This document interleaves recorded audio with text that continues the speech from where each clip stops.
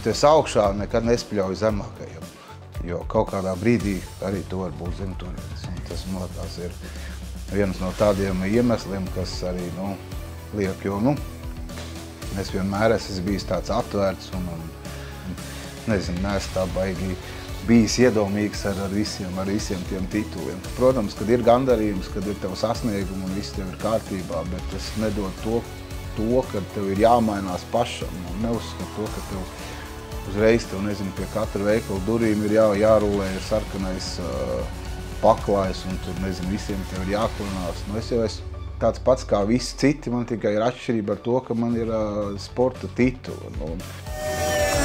Vīri kā ozoli! Svētdien 8 vakarā kanālā REI-TV! Raidījumu atbalsta Demontāža un LM Group Holding.